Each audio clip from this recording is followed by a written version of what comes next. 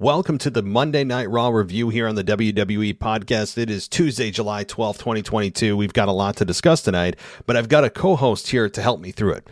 Ian, you guys have heard him before. He's done a podcast with me in the past, a patron of the show.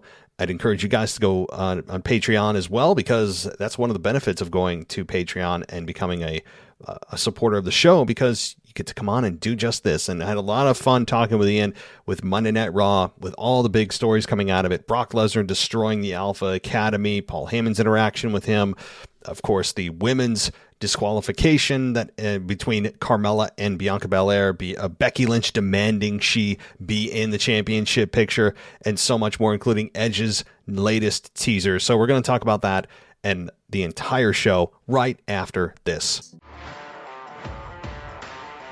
This is WWE superstar Drew McIntyre, and you're listening to the WWE Podcast. The champ is the one that everybody wants, me. Becky Lynch is going to WrestleMania. Claymore! Austin 316 says I just whipped your ass. This is my idol. You're going to acknowledge me. Welcome to the Monday Night Raw review, everybody. Tonight we've got Ian with us. He was with us before, and we are now back together once again to talk about Monday Night Raw, as we are, my gosh, a little over 2.5 weeks or so from SummerSlam, which takes place July 30th, which will be coming up before you know it. And we've got a lot of interesting stuff to talk about tonight with Monday Night Raw, with, of all people, Dolph Ziggler ending the show. So we'll talk about that and much more. But first of all, welcome to the show, Ian. How you doing? I'm doing very well. Glad to be back after a month of absence, and just ready to rock and roll with you guys. Let's do it. Absolutely. And I mean, this show was highlighted. We'll get to Dolph Ziggler, but it was highlighted by Brock Lesnar, who opened the show, and he had some things to say about Roman Reigns being, quote, high on the hog since he beat him at WrestleMania. And then he's referred to Reigns as a hog and talked about how he slaughters hogs on his farm all the time. Lesnar was interrupted by Heyman, and Theory ends up coming out. And what did you think about all this? Of course, Alpha Academy comes out, and they try to attack Lesnar for some unknown reason. They were just kind of the sacrificial lamb, so to speak. But Lesnar ends up destroying them. F5 on Otis through the table. Did you enjoy this segment at the beginning?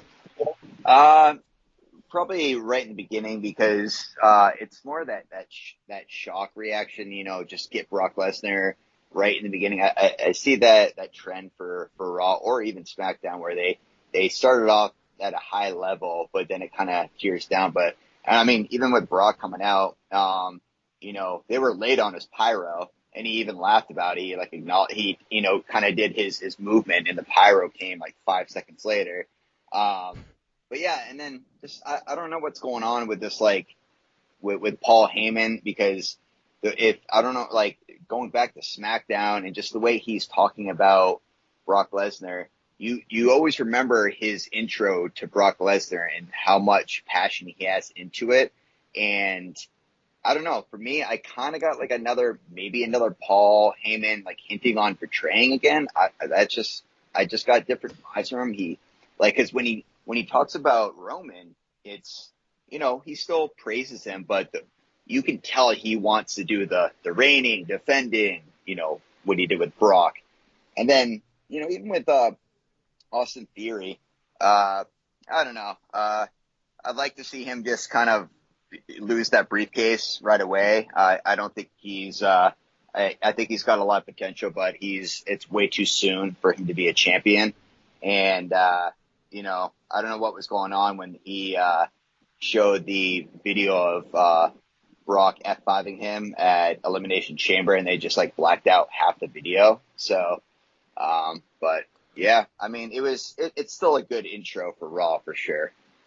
Yeah, I mean, it was a strong introduction to the show. I enjoyed how Brock didn't say "Welcome to Monday Night Raw." That was a plus for me. But I enjoy Paul Heyman, and Paul Heyman and Lesnar together is always a great combination. They have such good chemistry together. Brock isn't the best guy on promo. Brock is not the most well-spoken, I guess, or eloquent speaker ever. but he makes up for that in presence, and that is what Brock Lesnar brings in terms of his abilities and his positives, on top of the fact that he's an absolute monster at 45 years old.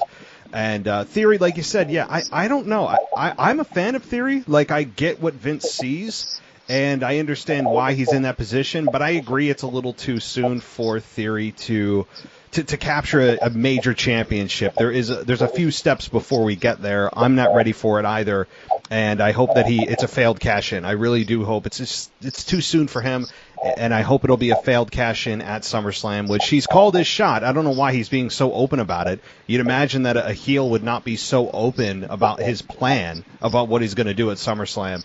So, yeah, overall, I give this like a B rating. I think it was a solid open. It gave you what you wanted. Brock Lesnar destroying people. It gave you Paul Heyman, who can sell ice to an Eskimo. And like you said, it was interesting too with Paul Heyman, as you noted, that Paul Heyman could be turning back to Brock.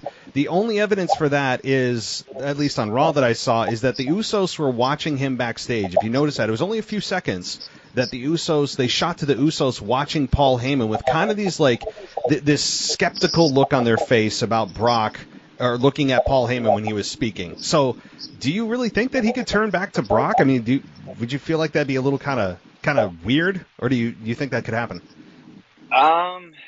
I would like to, but the thing with Brock is he's not full time, so I think he is maybe another 6 months to a year, or just kind of coming sparingly, like how like Goldberg would randomly come about. But I don't know. I think with as much as I don't want this to happen, with whether or not Roman Reigns turns face again, I just don't want it to be that angle where Paul Heyman screws him over, and then it's a whole segment of him trying to get revenge on Paul Heyman, sort of like Brock did back in like 03, 04. Yes.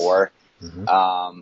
But I don't know. Just like, I think Paul he does great, but I think now Roman has obviously improved his mic skills tremendously, and I just don't think he needs Paul Heyman so much anymore. And Paul, I think maybe once or twice has really interfered with matches, but I don't know. He kind of seems like an afterthought now with that whole family. So, mm-hmm.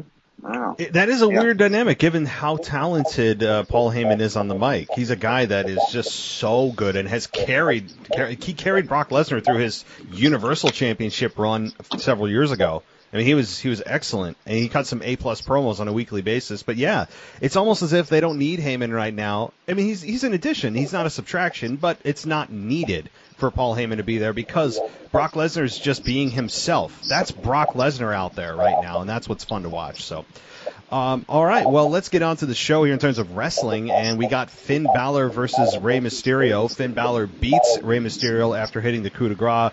And Rey and Dominic were confronted by the Judgment Day, with Balor and Damian Priest suggesting Dominic should join before calling Rey a bad father. So what did you think of this? Yeah, with the Judgment Day, I had very high hopes, because with Edge sort of being the leader, and this was a good way to prolong his career, where he didn't have to be in a lot of matches.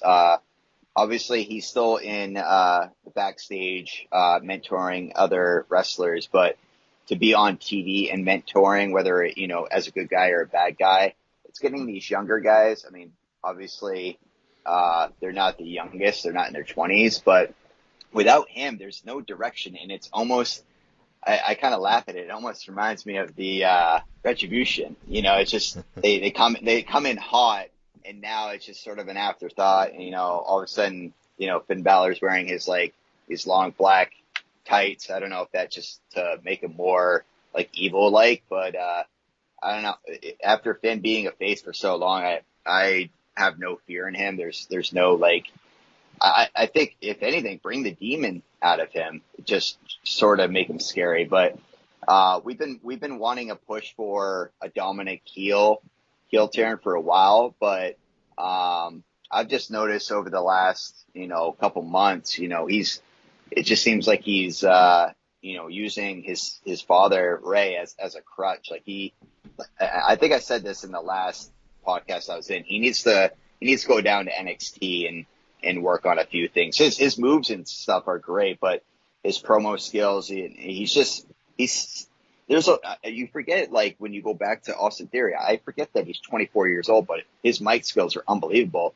When Dominic's on the mic, he sounds like he's in high school. So, it was an okay match, but, we've seen hints like that where, all right, maybe he will join or he'll turn on his dad and then nothing happens. But I do hope something changes in that, or they need to add to the Judgment Day two people. You need a stable. You need at least 3 people in there.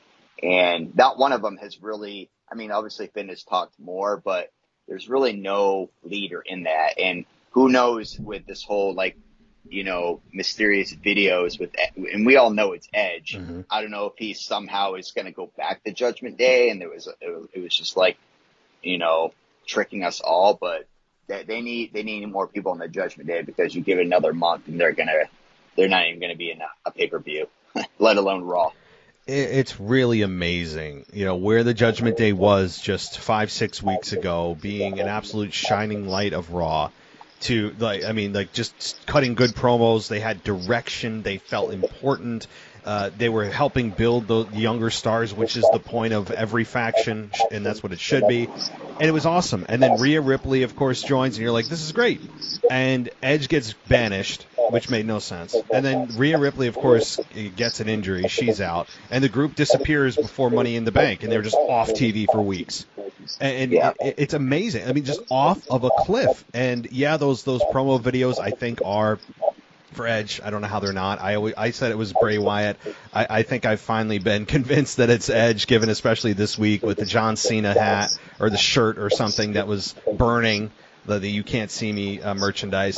It has to be Edge. And I do wonder, like you said, does he dare rejoin Judgment Day? I mean, maybe he said, I needed to get that weakness out of me. Thank you guys for beating it out of me. Or, maybe he does come back as this darker character. I don't see how he comes back as the Edge that we saw that returned at the Rumble in 2020. I don't know how you go back to that. So it's interesting, this for me is what character evolution has Edge gone through upon his return, which I'd imagine is going to be at SummerSlam or before SummerSlam, probably taking on Finn Balor, who is, I guess, the de facto leader of that group. But boy, they certainly don't make you feel like they have a leader, like you said. No, and I could see if Edge was, back to, the baby face and, sticking or kind of joining alliance with like AJ Styles, because obviously he has like really no role at this point, which is unfortunate with, he's got maybe a couple years left in him and they're just not using him well. But the closest I could think with Edge, and even though we already used it, is kind of going back to the Brood. I mean, that would be sort of like a mixture of like being like, this like awesome dude, but also still being a face. But who knows? I mean, creative has done some weird stuff over the years, so God only knows what we'll see in Edge. I mean, I'm assuming, that with Edge, I have no idea. It's all up to creative, Mm-hmm. No, it is. And I think with Edge, the fans are going to cheer him when he comes back. That's going to be the most fascinating thing to me, that the fans are just going to probably, they're going to embrace him upon his return, even though he came back. He did an excellent job as a heel, running down us, talking about how miserable our lives are, talking about how he wishes he did this a long time ago, all this stuff. And I think that the fans are going to forget all that pretty quickly, and they're just going to embrace his return. Unless he rejoins. So Edge's return is certainly fascinating, but I think it's going to happen in the next 2 to 3 weeks for sure. So, all right, moving on. The Raw Women's Championship. Carmella defeats Bianca Belair, and it came from a distraction by Becky Lynch at ringside because it was via countout, so it wasn't really. And Carmella pretending that she won. is, I mean, I get why they did that, but also at the same time, if you're at that level, how do you not know that a championship doesn't change hands by a count out? But I get it. So Lynch said that she deserves a title shot before the match, and that she's being told she has to jump through a whole bunch of hoops when Carmella is just handed this opportunity. And so it was. I think the match was fine. Carmella is, to me, she's not quite at the level of Becky Lynch. I don't think. I think Becky Lynch is, and Bianca Belair, and those elite top female wrestlers are obviously, I think, much better in the ring than Carmella. But Carmella seeming, for some reason, they're just deciding to take her and stick her into the main event week after week now, and I don't hate it. I'm not a Carmella fan. She's a bit of a Divas era hangover for me. Not quite that bad, but she feels a little bit like an overlap. And just because her whole gimmick is about how she looks. It's like, doesn't get any more superficial than that. And that's the exact definition of what was the problem in the Divas era and before that. So Carmella, to me, just has that vibe to her. But she held up her end, and I think the match was okay. I think we're going to get a triple threat, given the outcome here that Carmella didn't really lose the match, or rather didn't truly win, and Bianca didn't truly lose, given it was a count out. I think they're going triple threat here at WrestleMania or at SummerSlam with Becky Lynch. What did you think about the match, and where do you think they're going for SummerSlam? Yeah, I think, I mean, the match in general, it was, I think that's the thing that's tough is like with wrestlers like Carmella, I think they are a lot more athletic than what they see on TV. But again, they don't have much creative control, certain wrestlers, so they can only do certain moves, especially to make the top face, the top champion, the most dominant. I thought it was, especially for, diehard fans that, have brains in this, Bianca, you're the face of Raw, and you don't know that there's going to be a count out. I thought that was kind of a very lazy way of ending the match there.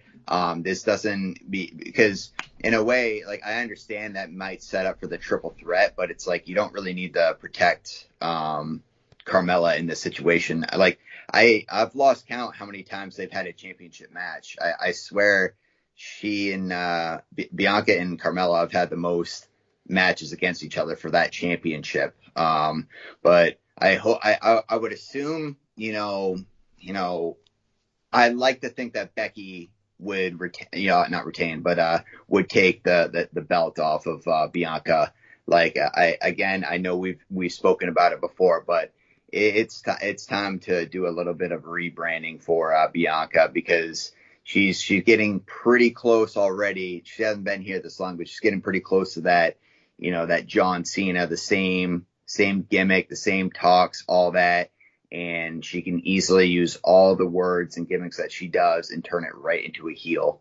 I don't know how they would do that, but that's my guess, and that's what I'm hoping for.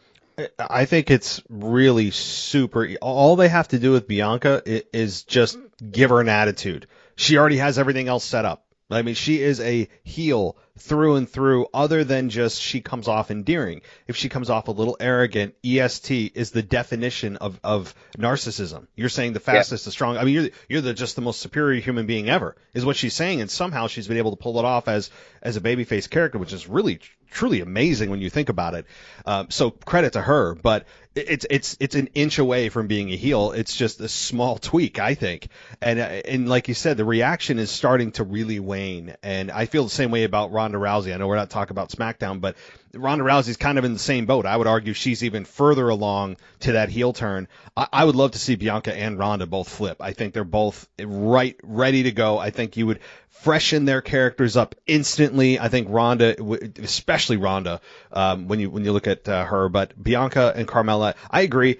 I don't understand why they did this to protect Carmella. The only reason they did it wasn't with the intent, I think, to protect Carmella, but more to just add a third person to the match at SummerSlam. That's what I think they did. They didn't go, oh, guys, we got to protect Carmella. It was just find a way to not give a clean finish so that Carmella has an argument to get into the match at SummerSlam. That's why I think they did it, rather than just having Bianca versus Becky. But honestly, I don't know why they wouldn't just do straight up Bianca Becky at SummerSlam, because that would be very apropos for what happened last year with Becky returning and doing her 20-some second victory over Bianca. I mean, there's a lot of story there. Now, Yeah. they could still do it. They could still do it, but to me, this hints at Carmella being involved. Yeah, I mean, if we're gonna have the 20th match of Brock Lesnar versus Roman Reigns, why can't we just have another? And these are two stud athletes that can put on a show, and they don't need a third person to change up the dynamic. And I don't know, make a stipulation out of it, a tables match. Like the match that they had with Becky and Asuka. It's like that, like, of course, like they do something like that on obviously the main event, but on Raw, like that's a pay-per-view type match, and it's like you add just a steel cage or something like that.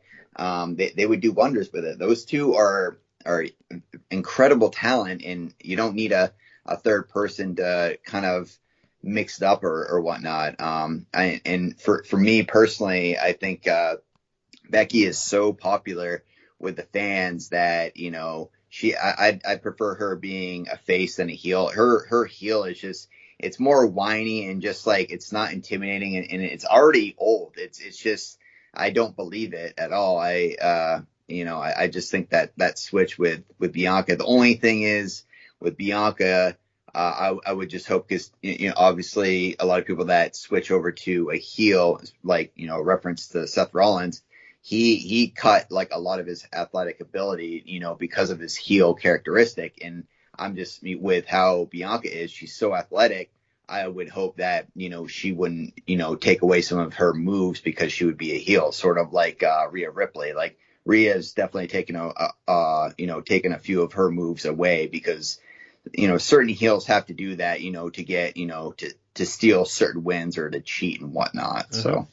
Yeah, no, I hear you. You want to please the crowd, but at the same time, that's just kind of the style of today's wrestling. Is everyone's athletic, everyone seems to be a gymnast. It's very, very showmanship. It's so I get you definitely. I mean, Bianca has a very babyface style to her because she's so good in the ring. She's super strong. She puts on excellent matches. But there's ways to kind of tweak that where she doesn't do crowd pleasing moments. She doesn't, maybe she changes her music and just gets an attitude. I think that there's something there for that. But I honestly, as I'm playing this out in my head with SummerSlam, I could see, fine, it's a triple threat. Say Becky's involved, Carmella versus Bianca. I could see Becky winning and then having maybe Becky pins Carmella, as Carmella will be added to that match really as the one to just take the pinfall. And then Bianca is standing there after Becky wins clean and then just attacks Becky from behind and goes berserk on her. I think the crowd would turn on Bianca and they would side with Becky because, like you said, Becky really never has been a true heel. They didn't change her music, which I think was a big mistake. And fans just don't want to hate her. It's like a Stone Cold turn. People they don't, like, they get on board a little bit and then they see her and they hear that music and they're like, yeah, but we just love this character. It's hard to hate Becky Lynch. She's doing as best she can, but there's that resistance from fans that I think that they would be more than willing to switch back. I think they could do a double turn here. Bianca turns heel, Becky turns babyface. I think you could have that at SummerSlam. Yeah, and who knows? I know the whole draft is a joke, but maybe Bianca, takes her talents back over to SmackDown and tries a new rival with somebody else, or hey, you never know. Maybe she creative has done weird things before, but you never know. Maybe she'll take over Rhea and join the Judgment Day. Yeah, I mean, exactly. I mean, there's a lot that could happen. Of course, we'll pretend that the draft exists. I'll be shocked if they do that this year, just because of. No, I won't be, because they'll have it and then say they still have a draft, and yet people are coming back and forth with no explanation. So, all right, well, let's move on here. AJ Styles and Ezekiel versus The Miz and Ciampa. And AJ Styles and Ezekiel beat Miz and Ciampa via disqualification. Ciampa refused to stop attacking Styles, and that's really what caused the DQ. Before the match, we got Logan Paul and that whole nonsense with The Miz. What did you think about this matchup that ended in a DQ and Logan Paul? Yeah, like it's quite interesting that they're having Logan Paul be more of a face or trying to present him as one. I I don't think the crowd is going to believe on that, but he definitely has he has the athletic ability to be a pretty good wrestler. I think he'll still need a few more tag team matches to kind of get his feet wet. But with Ciampa, it's just it's unfortunate because attaching him with Miz, not always the worst thing, but it's like if anyone has watched NXT or just watched some of his clips on YouTube, like he doesn't need any of that assistance. When he first came up, we're like, is he a face? Is he a heel? I think he would have been a great addition to the Judgment Day. He kind of almost reminds me of like if he was in, the Judgment Day, he kind of reminds me of like Butch. He's just like a scrappy fighter and just looking to have a cheap hit on anyone. And I don't know, they're definitely wasting his talent right now. And, I'm not sure if Ciampa will, get back at Miz because, Miz kind of just bailed out at the last possible second like he usually does. But, hopefully we can get Ciampa on a pay-per-view,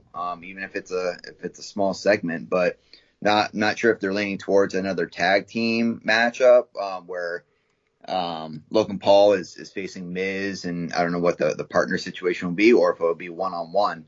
But with all the practice, I think, and the training that Logan Paul has, and obviously the experience that Miz has, I think Miz could, help him guide through a match, a 5 to 8 minute match. Doesn't have to be, a long one either. So.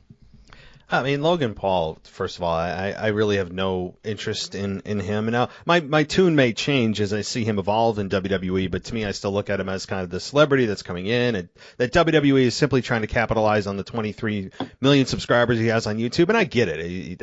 I understand from a business perspective why they're doing that. I totally understand it.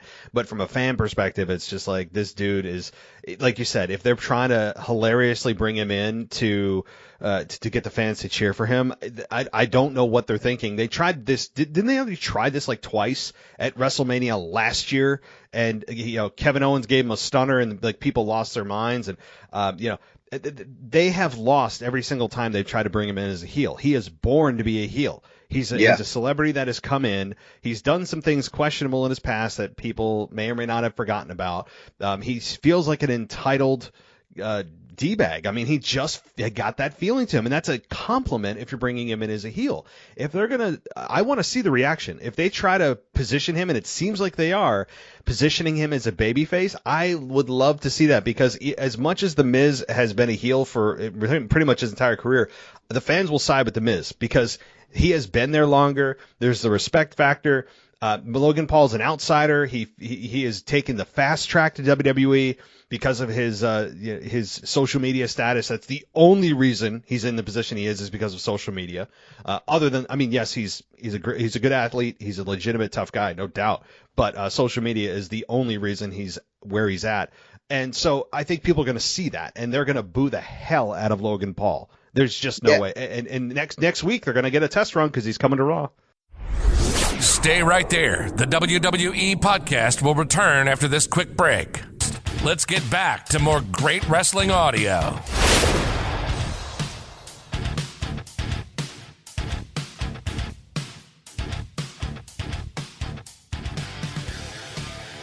Yeah, and I mean, and it shows you right there at WrestleMania, two heels that won, and one heel turns on the other heel, and they still cheered for The Miz after that. Or maybe they were kind of just in shock, but they were just like, I'm glad you did it to Logan Paul, So, yeah, I mean, maybe it would be easier if it was his brother, Jake Paul, coming out.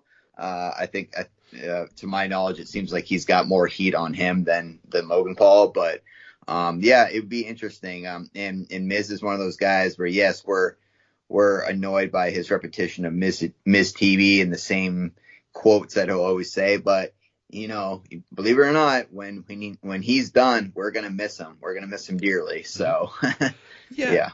No, I think The Miz, like, I crap on him on a weekly basis only because I feel like there's no character evolution for him, and they just will not stop with Miz TV on Raw. It's the most overused talk show ever.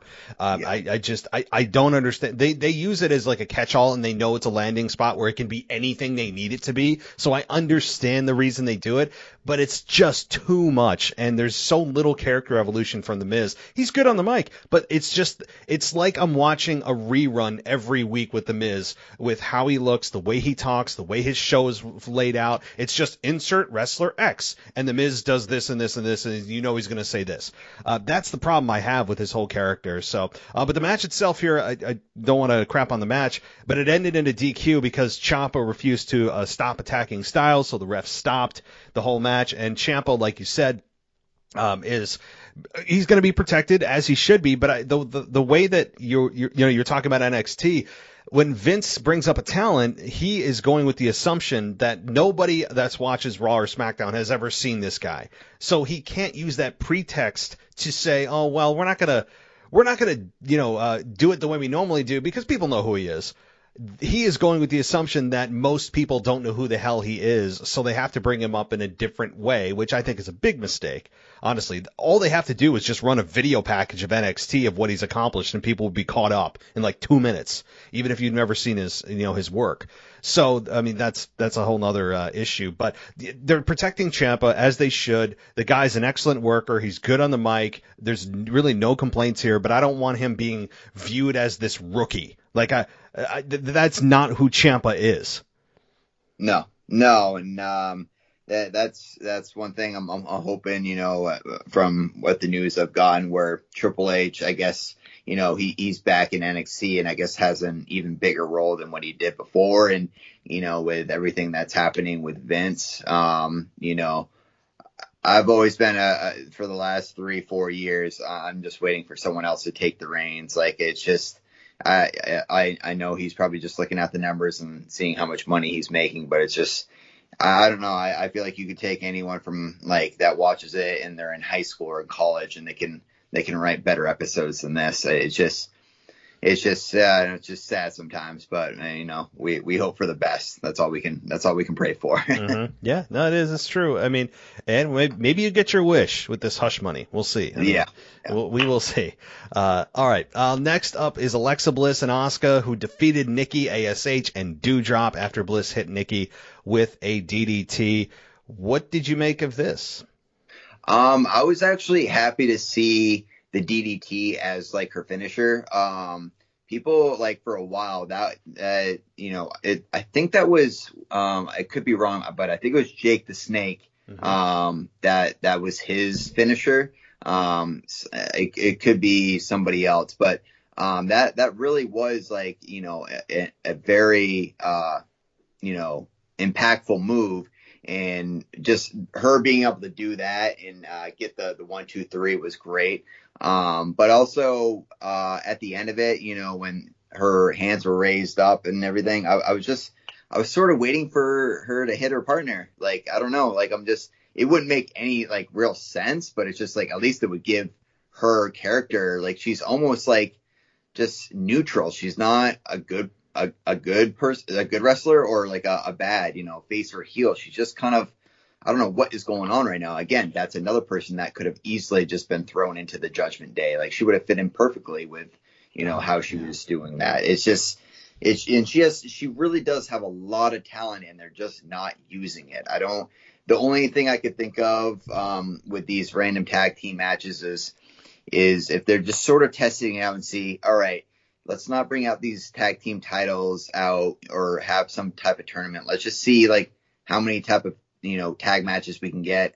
What's the volume of the women's division where we can actually make this legitimate, because we don't want to bring this back out again and have it be an ultimate failure. So that's one thing I could think of, because there was like there's no storyline between that. That was just a random match, which, hey, I'd rather see a lot more matches than these, talking segments. But that's what I kind of got out of it was I'm hoping that this is sort of like a test run to see, do we have enough, female tag teams, and ones that have good chemistry and actually have, characters that make sense to each other. And can we continue this, in the long run? And I think that's a safe way of doing it than just throwing out the tag team titles, whether they're vacant or, Naomi and Sasha come back or whatnot. But that's what I got out of it. It's just more of a test run to see what we can do with the tag team division. Yeah, I got to say, I don't miss the tag team championships. And I don't hear anybody else saying, oh, man, I really wish they would do something about it. Nobody. I've heard nobody say to me, and I've heard nobody on social media say, oh, man, I really wish they would bring back the women's tag team championships. Nobody. And that's just like, it's a testament to how poorly executed most of the time, not all of it, most of the time they executed those championships. It felt forced. It never felt organic. It was just trying to get them, no matter, even if it made sense or not, get them all on the same level as the men, even if it wasn't, they weren't ready for this yet. So this to me is a blessing in disguise with Sasha and Naomi walking out.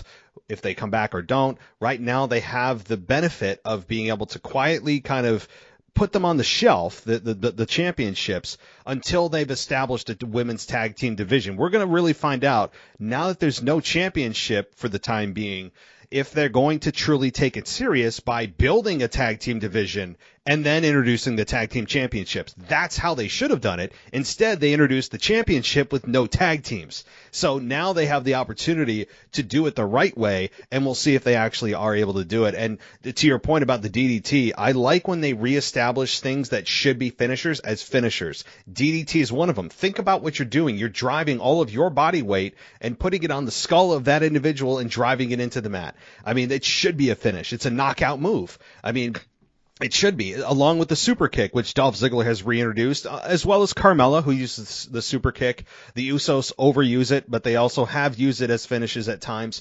So I like things like that being reintroduced. We have Gunther, who's using the power bomb as a finish. I love this stuff because we've been so educated over the years to just think that these are transition moves when instead they should be finishes.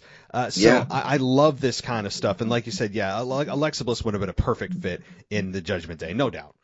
Yeah, and to go along with the tag team division, I do not miss those one bit. I mean, I thought it was pretty cool for, when they first introduced it and had that Elimination Chamber match and whatnot. But if you're gonna have any of these up and coming wrestlers that have a lot of talent, the only thing that is available for them is the Money in the Bank. So I don't know what you would want to call it, but they need to have some form of intercontinental or U.S. title, some mid-level card champion. So that they're on the rise, and it would just, I think it would still keep the women's division, up top when you have a second type, a second tier title. I think that would give a lot of opportunities and, more opportunities in pay-per-views as well. I think maybe with the tag team, they're like with many others that might be inexperienced or not ready. It allows them not to, be wrestling the entire match and, still learning from experienced wrestlers. But yeah, I think a second tier title would be great. But again, like I said, all I can do is pray for something like that to happen. I think it would be beneficial for certain ones, like especially I know she's SmackDown Women's Champion, but Liv Morgan would have been perfect to have some form of mid-level championship, so you knew that she was on the rise. So exactly, yeah, I'm all for it as long as the depth is there, because if they have too many championships in a women's division that is already thin, then it holds less value. But I think now they with a returning Charlotte hopefully on the way, Bayley is we've been getting teases of Bayley returning for 6 months, it feels like. If Sasha Banks ever returns, if Naomi ever returns, they're out there. There are, and of course, any NXT call-ups, that kind of thing. And so there are women out there that you could point to and say, hey, they could be your women's champion, and then you have enough depth to present a mid-card championship. The only issue I have with that is okay, well, then there'll never be a women's match again ever that is about personal feuds, where a lot of the men's, where it's few championships and a lot of personal feuds. And most of the women's matches, every time we see them fight, it's all for the championship, and there's never any blood rivalries or storytelling there that's outside of the championship picture. That's the only concern I'd have about it. But yeah. So anything else before we move on? Yeah. Just one other opportunity, which they both failed on, both the male and females, is King of the Ring and Queen of the Ring. No, Queen's Xavier, Crown. It's Queen's Crown. For whatever reason, they did cite it. Yeah, I know. I don't know. Yeah. So, I mean, Xavier didn't do anything with that. Yeah, he had a little FaceTime with Roman Reigns, and then you had Zelina Vega, and it's just like, all right, like, come on. Like, she already had a title match, way back when, and didn't even stand a chance.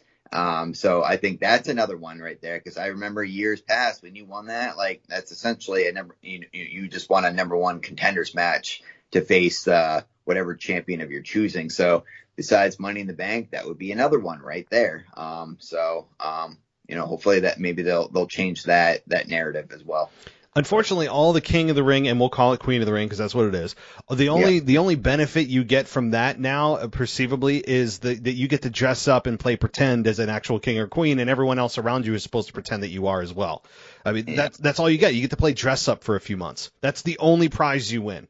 Everyone gets a scepter and the crown, and we're all supposed to play along, and then they adopt these phony accents to be funny or whatever. Like, that's it. That's the extent of it, and that's all. It used to mean so much more back in the day. So yeah. All right, let's move on here to the Usos and Omos versus the Street Profits and R-Truth. Of course, we had the Usos and Omos beat the Street Profits and R-Truth. Omos did end up winning here, as he was the victor for his team. What did you make of this matchup?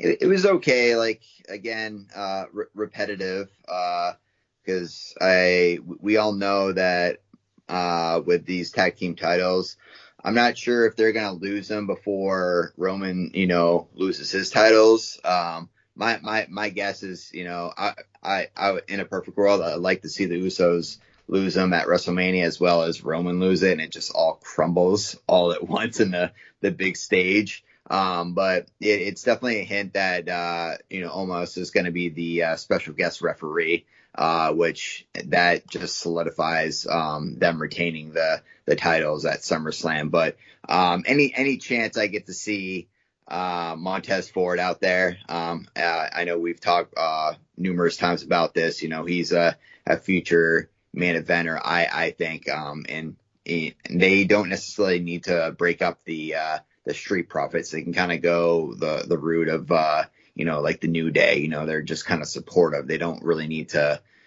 break them up. And if they did, kind of do the, quote unquote draft. But, I think it was just a filler. And also it was just sort of a way to, remind everyone that, Montez Ford didn't technically get pinned, correctly as the shoulder was up in the last pay-per-view.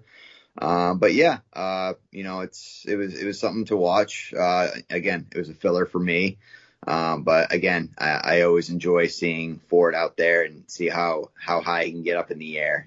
He's an extreme talent. And again, I hope they take their time with him and they don't waste that potential. I hope not. I think they know what they have in Montez Ford, and I would love to see eventually this team break up and have Angelo Dawkins turn heel. Although Montez Ford could turn heel, I think the fans recognize his ability. They respect him. He's the glue of that group. And you and I have said, I mean, Montez Ford is a future WWE Universal Heavyweight whatever champion. I mean, he is. Like, and so I'm looking forward to that. There's some juice left to squeeze out of the Street Profits for sure, but I don't think it's too much longer until they break up and we have a solo run. But this matchup was fine. R-Truth, when he comes out there, he's a guy that just automatically connects with the crowd. I mean, the connection he has with the audience is actually pretty amazing. The way that he's able to just connect, and people still, find him entertaining at his age and how long he's been with the organization. And I love R-Truth. He's got a very likable quality to him. It's really hard to dislike R-Truth. And he's done so much great comedy work that's really, really hard to do in wrestling. I mean, real organic comedy is so difficult to do. And R-Truth has just been, excellent, and he's excelled at that. But he also is a guy that is really good in the ring, and especially at his age. And it's a shame they never really gave him a run, because I think, given the connection you have, which is very rare with the fans organically, that they never gave him a run, even if it's a short month or two, just to have a top championship and give the fans that feel good moment. He certainly has that, and he's been relegated to comedy segments and 24/7 titles, and he's excelled at that. But I think there was more, and it's a shame that they never really decided to go with him in terms of just for a few months to have some fun and give him a moment and the fans a moment. But this matchup was fine. It was all about Omos and his. I'm going to start also doing like drinking games or some kind of game where every time Omos roars, you have to do something. I mean, Omos, I think, is playing a little bit too much on his kind of comfort, whatever he's doing. I mean, he doesn't talk much, but he's trying to emote the same emotion all the time. I would like to see a bit of a range from Omos. It's very one-dimensional right now. In the ring, he's as good as you could possibly expect from that size of a man. But I'd like to see more from him other than just him roaring like a lion every 5 seconds when he knocks somebody down. Yeah, I think he's, if anyone watches sports and knows this quote, like he's just happy to be there. I don't think he's looking at the big picture of like, I want to be a future champion. I think he's just happy to have this opportunity to be in the ring and get as much spotlight as he has. Luckily having MVP kind of speak for him, but, we've seen these big giants come and go. So, unless a guy comes out there, 500 pounds in 10 feet, it's going to be the same kind of gimmick every time. Unless, the last one that I saw, that had pretty good talent, obviously the Undertaker, but like Braun Strowman, Braun could, he could really move around quite a bit for his size and his height. But, I would like to see him actually roar, but like actually have fear, because when he does, I just kind of laugh myself. So I'm not sure if he's sort of like just trying to make people laugh or whatnot, but that's definitely a drinking game that I think everyone would enjoy. Yeah, maybe he can adopt the Shanky perspective and just start dancing. Like, I think every time he hears music, just start just dancing or something. Yeah, might as well. Yeah, no, I think Omos has a bright future. I do think at some point he'll hold a top championship, but I don't think it's going to be in 2022. Maybe in 2023 or beyond. But he's not ready yet, and that's okay. He's got some growing to do, especially on the mic. How does he deal with it without somebody to speak for him, that kind of thing. So, all right, let's see here. Then we get to the main event. Riddle and Bobby Lashley, they take out Seth Rollins and Theory after Riddle hit Theory with an RKO. Ziggler returns in the middle of the match. If anybody had money on Ziggler coming back in the main event, you are a rich person today, because there is nobody who has thought that Ziggler, out of everybody coming down to the ring in a suit, would be coming back in the middle of this match. I can't even remember the last time Ziggler was not only on my TV screen, but in the main event of a show. I really don't know. And he also is not a heel, which is weird. So he comes out, he ends up shoving Theory's feet off the ropes. He was trying an illegal pin. It set up Riddle to hit the match-ending RKO, and then after the match, Ziggler hit Theory with a super kick, a really nice one, after the show, or as the show went off the air. So, your take? Yeah, before even the match started, I'm not sure because I think you were saying that you kind of catch the highlights on Hulu.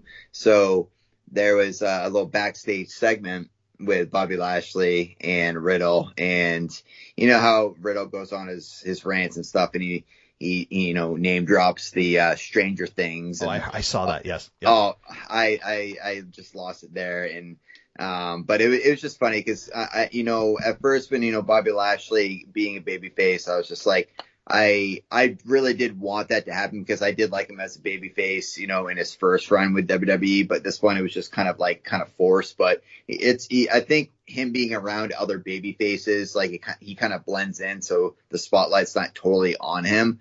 But I did like the match because, all four of those guys are extremely talented. I'll watch all four of those guys wrestle any day of the week, regardless of what the storyline is. I don't know what's going on with like Riddle and Rollins, because again, I'm worried about that because, Riddle is on the rise, and it's just like, Rollins has done his dues.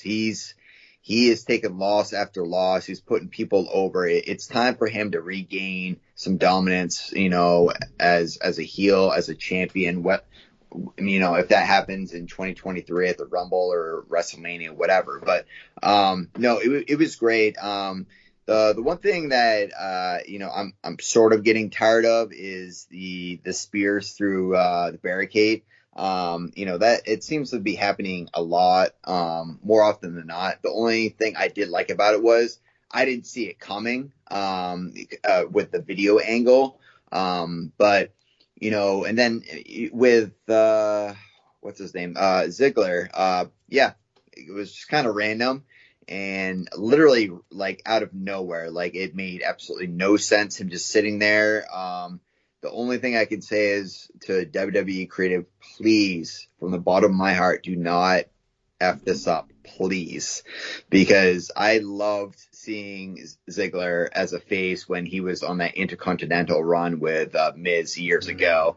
So I don't know what his angle is going to be, if he wants to maybe like sort of like put a stipulation and challenge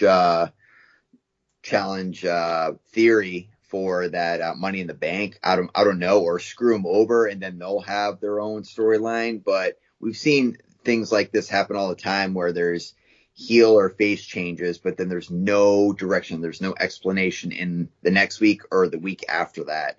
But yeah, the guy, Riddle and Bobby Lashley won, and he had an amazing RKO, and earlier in the match, I forgot what Theory was trying to do to Riddle, but he did an amazing counteractive move and put him in the arm bar.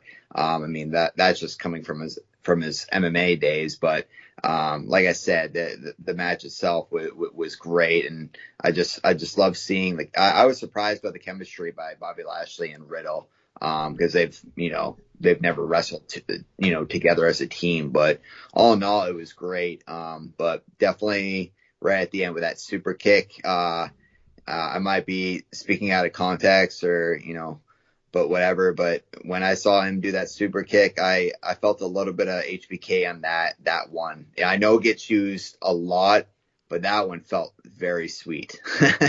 And I was just going to say that and I've seen a ton of super kicks from a ton of people, and I've seen Ziggler himself do hundreds of super kicks. I mean, it may be the most used move that we've seen outside of a headlock in WWE in the last 10 years. And out of all of them, that is the one kick that I have seen that I can remember that actually nearly mirrored HBK the way he does it. Because everyone's tried, and people come close. This was almost a carbon copy. It was perfectly. The way that he did it was great. So if he was trying to mimic HBK exact, he got it. And the way Theory sold it, it was perfect.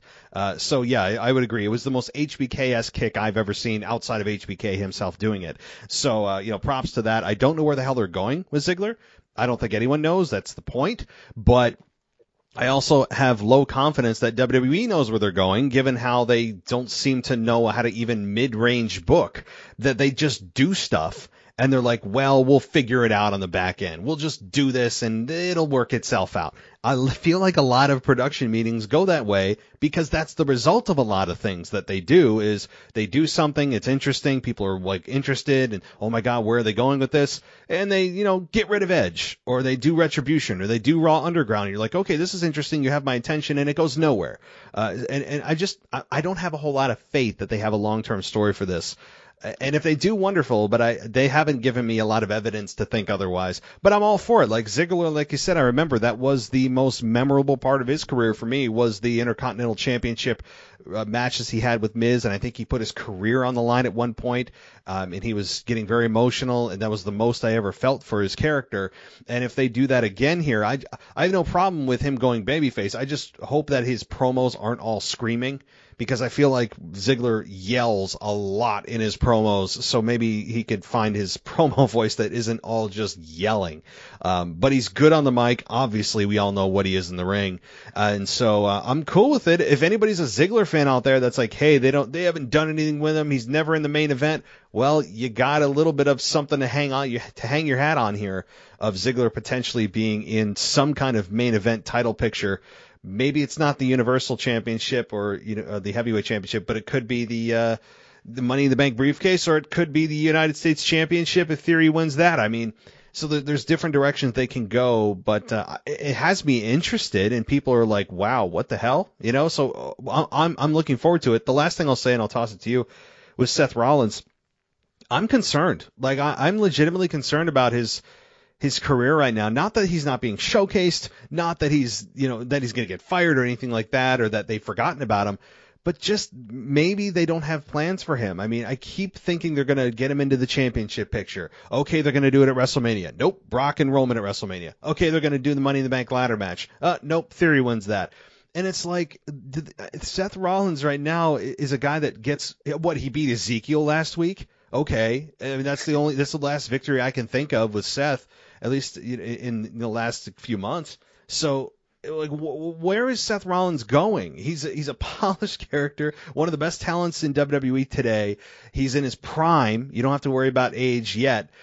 I mean, he's got how many championships and pedigree under his belt, and yet they just are letting him kind of flounder out there and cut his promos, but don't really do anything.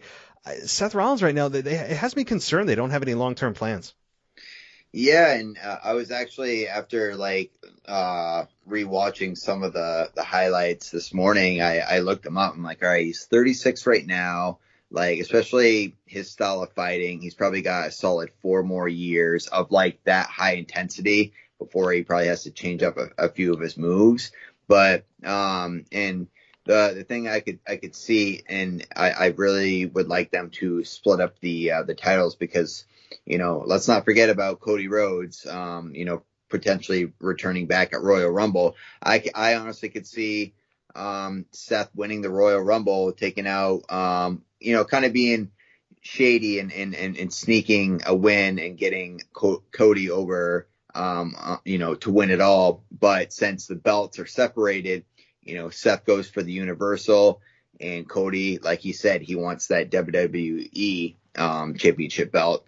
I don't know. It's very interesting. And I understood, at a certain point, maybe because, it was father time, Becky just having the kid. So he probably wanted to not really be in the title scene. But again, we look back at it, and rumors are rumors, but I heard that, Roman didn't get COVID during the day one pay-per-view.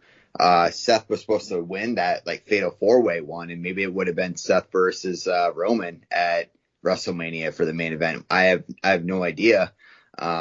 It's a shame right now, but Seth is a guy though, I think being a veteran, he'll speak his words. So obviously what's going on right now, if he's not happy with it, he would be expressing his voice and his feelings towards this, because he's just way too good of a guy, whether it's on the mic or in the ring.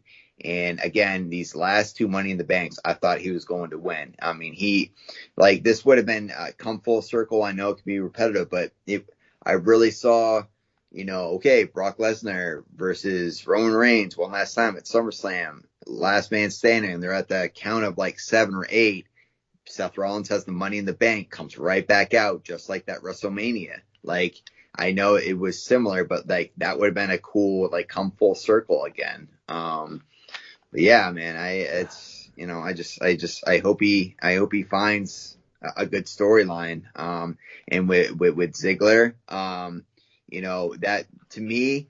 And I'm just speculating, maybe because Ziggler is back and kind of, did that to Theory, that Theory will actually maybe win the U.S. title back, and then he'll have some type of thing going on, with the U.S. title and the Money in the Bank with Ziggler, and then, Bob, because I know, I understand Bobby Lashley. He's a good champion and everything, but I still think he has a couple good years of being a main eventer and being a champion. But again, we're kind of held down tight on this because there's only one belt. There needs to be. He's essentially the Raw's champion, as close as it can be. But they need to separate those belts. Like I don't care what has to be done. You can. Like Roman could literally come to Raw or SmackDown and be like, yeah, I just don't want this belt anymore. I don't care.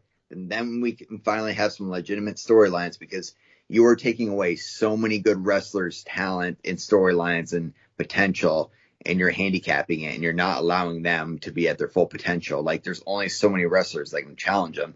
And, totally off topic, but it just like, because I know you mentioned it on the review, it just annoys me that, in number one contenders match for Clash of Clans or whatever, and it's like we're not even done this SummerSlam pay-per-view, and you're already talking about the number one contender for the next one. So they're just making it way too easy for us to predict these match outcomes. So. Yeah, Clash of the Castle next month. Is it next month or is it September? I think it's in August. Yeah. Which is weird. To me, August is always SummerSlam. It's got me all screwed up. And then they're doing Saturday pay-per-views, and it's like, hey, I don't know what they're doing. But, when they do that, and you're like, well, Roman's champion until here, so anything that happens between now and then, he's not gonna drop the belt. But that's to me, and I was a Roman Reigns defender of this whole storyline longer than most. I held out. I held my ground, and people were tired of it. And I'm like, yeah, but you guys don't understand. This is a legendary run. But to me, over the last month or so, I finally caved and I've said, yeah, I'm done because of that very fact. That was the tipping point for me when I'm looking at Raw, just constantly without a top champion, constantly not having that belt that the guys could fight for, and them taking opportunities away from people like Seth Rollins, like Riddle, that are on Raw, that they could have that opportunity, and they're holding it hostage with a guy that's at every third show of SmackDown and every other pay-per-view. And it's just, at this point, it's a law of diminishing returns. To me, it's a total net negative now, and I hate saying that given how great Roman's run has been, but you have to look at it at this stage and not be selfish and say, okay, well, great run, legendary run, historic run, number 4 in all of championship runs in WWE, great. Now it's time to give it back to the guys. Like you said, I don't care how it happens. If Vince comes out on Monday night and he's like, hey, we're splitting the belts, whatever, don't care. I'm usually about congruity and logic and storylines. I will give this one a total hall pass. I don't care what or how sloppy or how bad the writing is. I don't care if somebody's 4-year-old kid writes the story and it's embarrassing on TV. I don't care. I just want the championship back to Raw. If they're, and I don't want to be saying this, but the way that they've executed this with Roman since WrestleMania has been a total absentee champion, which has been really, really hurting Raw way more than I think it should be. And that's where the breaking point for me was. So I don't care how the hell they do it. I will allow total sloppiness and just awful writing for this one benefit to get the championship back to Raw. I don't care how it happens. Yeah, and you can have a champion like that as long as there's another champion on the other brand. Like Brock, he did that a bunch, but whether he was on SmackDown or Raw, the other champion was there full time. So it wasn't that big of a deal. But I look back at Charlotte when she won the NXT title against Rhea Ripley a couple of WrestleManias ago. She was there on every show, whether she was just doing a promo or defending it. And it's just that's a champion right there. But you know what? I don't know, because I know you mentioned about, with The Rock and Roman, I don't know if The Rock will, want to be associated with it, with all these allegations with Vince. But it's if that truly is a possibility going down the line for WrestleMania in LA, then he has to lose it before that, because I do not want The Rock versus Roman. Nobody wants The Rock versus Roman for the title, because Rock's not going to be a full-time wrestler after that. So that would just kind of be a gimme. So I'd rather just have them just almost like brother versus brother, and family versus who is the head of the table. And I think that's a better stipulation than a championship match. Oh God, 100 times. And the outcome of the match is much more unpredictable. And that's all you need. You don't need a championship mucking up the whole thing. It's all about head of the table. It's family driven. That's all you need. And I don't think that Vince sees it that way. Just like you saw this year, he feels like more is always better. And that's not the case with what he did this past year with Roman and Brock, taking the both top championships, sticking into a unification match, and then trying to force feed us the marketing that it's the biggest WrestleMania match of all time, which of course we all know is a blatant lie, and it didn't even live up to a quarter of that in terms of the match quality. I don't think their match was that great at WrestleMania. So, I mean, yeah. I mean, you could even say the one before that, Edge and Daniel Bryan and Roman, was 20 times better than that one. Yeah. So yeah. Hell yeah. And so you take all that and put it together, guys. It's just super simple to do. I don't care. Here's the thing. You could have your cake and eat it too with WWE. You could find a way legally. They could draw up a contract, come up with some schmaz storyline that they're going to end up giving a championship back to Raw. Roman will be graceful enough as our tribal chief to grace WWE or Raw with a championship. He's still able to continue his run as Universal Champion, which is what championship he held to begin with at SummerSlam in 2020, 2 years ago. So they could still have his run going, but at least have a top champion on Raw. I think they have to be regretting unifying those championships. I mean, so that's how you do it. You keep Roman's streak going if you want, and give Raw a championship. That's it. Yeah. So, yeah. All right. Well, anything else or any other topics you want to discuss before we wrap it up? No, man. Just happy to be back on this podcast with you, man. It's always been a pleasure butting heads. I think one person said on our last podcast, we got Ian talking about certain things as the devil, and then we got Matt on the other side talking as the angel. And I'm like, yeah, that's what makes it work. So always good chemistry talking with you, and definitely looking forward to doing more podcasts or different formats of the podcast in the future. Absolutely, and I know you've got some life-changing events coming up, so that'll be priority fairly soon. But anytime you can find an hour or so in your crazy schedule, we'll definitely link up. Oh, for certain, man. I greatly appreciate it. So, all right, buddy. Well, you have a good night. All right, take care, man. You too. Bye. So in addition to pro wrestling that I need every day, I don't know about you, I need coffee every day, and I need quality coffee. That's why I go with coffeeofvalhalla.com. They get fresh roasted specialty coffee, roasted the day it ships to your door. Again, it's coffeeofvalhalla.com. That's coffee of VALHALLA.com, because the owner is a former service member trying to take care of his battle buddies. He donates 50% of the proceeds to StopSoldierSuicide.org. So order today and use discount code 10OFF, all one word, for a 10% discount, or you can subscribe and save 15% off of your order. So go get some coffee again at coffeeofvalhalla.com, coffeeofvalhalla.com, guys, and also donate to a great cause and have a great cup of coffee, guys. Coffeeofvalhalla.com. Thanks for listening to the WWE Podcast. Don't forget to subscribe on your favorite podcast app so you don't miss a show, or head to WWEpodcast.com.